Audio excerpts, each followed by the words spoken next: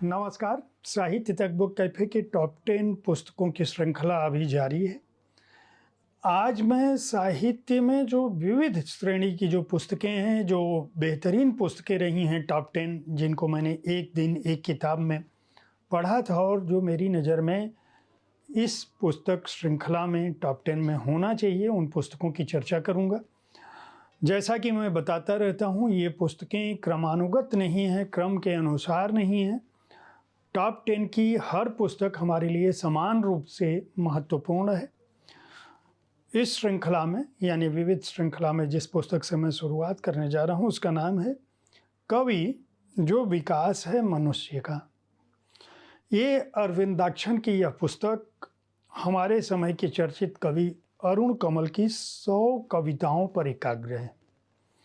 यह अपने तरह की अनूठी रचना है जो रचना के माध्यम से रचनाकार को समझने की कोशिश करती है और अरविंदाक्षन उन कविताओं की व्याख्या के साथ साथ, उनके संदर्भ के साथ साथ अपने समय की कविता संदर्भ को रखने की कोशिश करते हैं। इस पुस्तक के प्रकाशक हैं वाणी प्रकाशन। इस श्रृंखला की जो दूसरी पुस्तक है उसका नाम है महामारी का रोजनामचा। यह सोरित गुप्तो की पुस्तक है।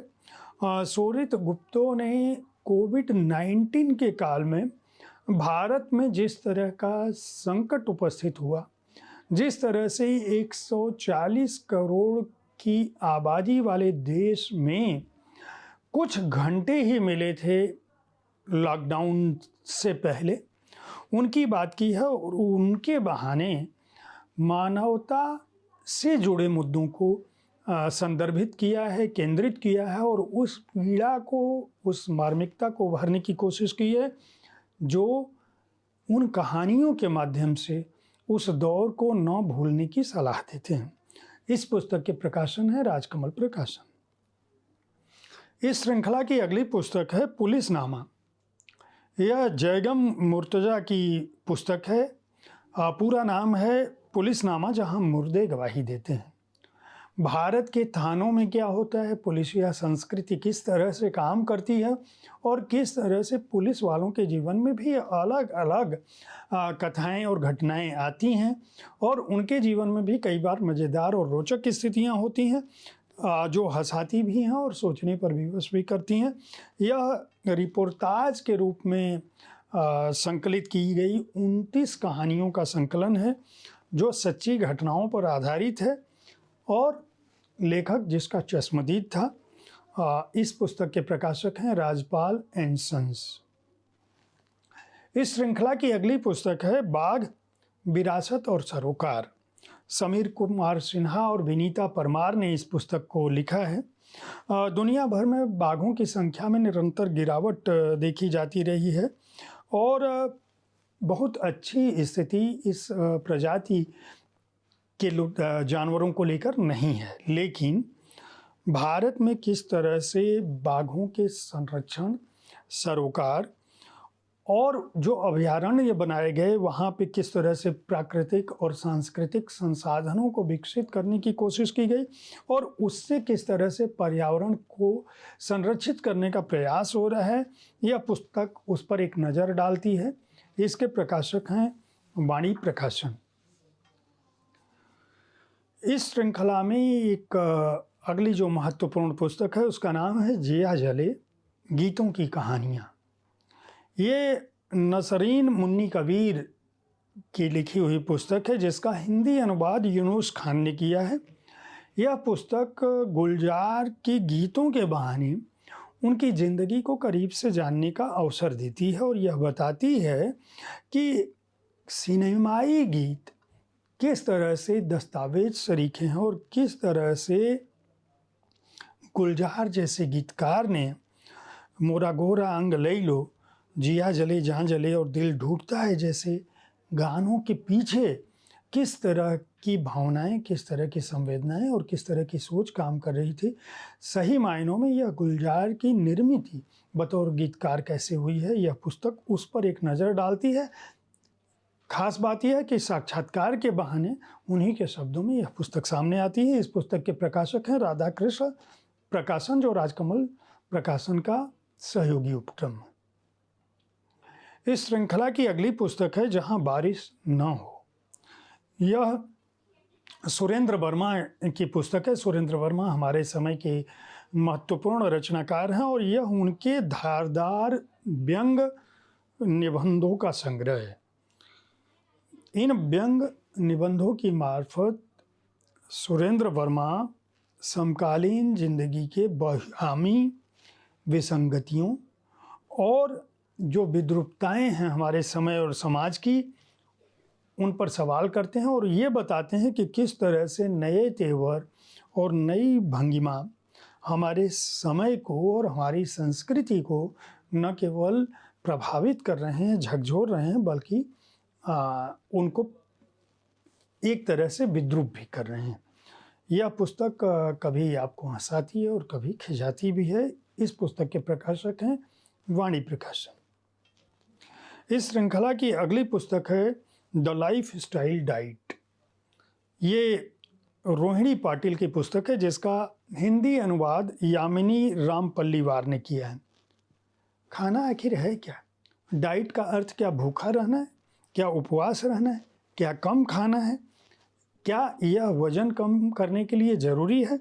यह पुस्तक इसी तरह के सवालों के साथ उपस्थित होती है और 101 डाइट प्लान्स के साथ साथ यह बताती है कि ज़िंदगी में स्वस्थ रहने के लिए आपको क्या करना चाहिए। पहले यह पुस्तक अंग्रेजी में life style diet straight from my heart इस नाम से प्रकाशित हो चुकी है। मंजुल पब्लिशिंग हाउस इसके प्रकाशक हैं।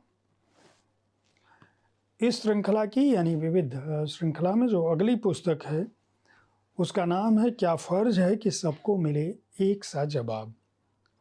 ये आमिर हमजा की पुस्तक है जो हमारे समय की 28 महत्वपूर्ण कवियों को कुल जमा 35 शब्दों में मसलन मातृभाषा, मौन, आंसू, बाजार, प्रार्थना, मन, स्पर्श, पेड़, यात्रा, अलविदा और शहर, इनके बहाने आंकने की कोशिश करती है उनकी रचनाओं को और एक तरह से गद्य और पद्य के प्रवाह में अपने तरह की अनूठी पुस्तक है और अपने तरह की इकलौती पुस्तक है जिसको यह कह सकते हैं कि यह पुस्तक कविता और गद्य का मिला जुला रूप है और नए ढंग से एक लेखन शैली को सामने रखती है और साथ साथ अपने समय के रचनाकारों को भी। इस पुस्तक के प्रकाशक हैं हिंद युग। इस श्रृंखला की अगली पुस्तक है सिनेमा और यथार्थ। मृदुला पंडित की यह पुस्तक है जो यह बताती है कि यह सिनेमा जो है यह केवल मनोरंजन का साधन नहीं रहा है या केवल रुपहला पर्दा नहीं रहा है, केवल मायावी संसार नहीं रचता है, बल्कि इसके सरोकार सीधे सीधे हमारे समाज से जुड़े हुए हैं, हमारे सच से जुड़े हुए हैं, हमारी जीवन शैली और परिवार से जुड़े हुए हैं और किस तरह से 11 अध्यायों में कथा और अंतः कथा किस तरह से दुनिया भर के सिनेमा निर्माताओं ने अपने समय और समाज को सेल्यूलाइट पर उभारने की कोशिश की। यह पुस्तक समूचे सिनेमा की अंतरयात्रा को बताती है। इसके प्रकाशक वाणी प्रकाशन। इस श्रृंखला की जो आखिरी पुस्तक है उसका नाम है धर्मवीर भारती धर्मयुग के झरोखे से। यह प्रेम जन्मेजय द्वारा संपादित पुस्तक है जो बताती है कि किस तरह से हमारे समय के कालजयी संपादक धर्मवीर भारती ने अपने साहित्यकार जीवन को संपादक होने के लिए, संपादकीय कर्म के लिए एक तरह से बिसरा दिया था, बिलगा दिया था। यह पुस्तक 3 दशकों में फैले धर्मवीर भारती के संपादकीय काल को 61 साहित्यकारों, चिंतकों, पत्रकारों और संपादकीय कर्मियों के बहाने, उनके संस्मरणों के बहाने याद करती है। ऐसे लोगों में अमृतलाल नागर, शरद जोशी, पुष्पा भारती, ममता कालिया, चित्रा मुदगल, सूर्यवाला, प्रकाश मनु जैसे लोग शामिल हैं जिनके लेख इस पुस्तक में हैं, जो यह बताते हैं कि समूचा का समूचा पत्रकारिता का और संपादकीय का 3 दशकों का जो कालखंड है उसने किस तरह से भारत के साहित्य जगत को एक निर्मित दी, कई अच्छे रचनाकारों से अवगत कराए। इस पुस्तक के प्रकाशक प्रलेख प्रकाशन है। उम्मीद है साहित्य तक के टॉप 10 की यह श्रृंखला आपको पसंद आ रही होगी। सभी लेखकों, प्रकाशकों, अनुवादकों, पाठकों को बधाई। अगर आप अच्छी पुस्तकों का चयन करना चाहते हैं तो टॉप 10 उसमें आपको मददगार होगा। एक दिन एक किताब में मैं हर दिन आपके पास पहुंचता हूं, किताबों की चर्चा लेके। पुस्तकें खरीदते रहें, पुस्तक संस्कृति को बढ़ावा देते रहें। धन्यवाद।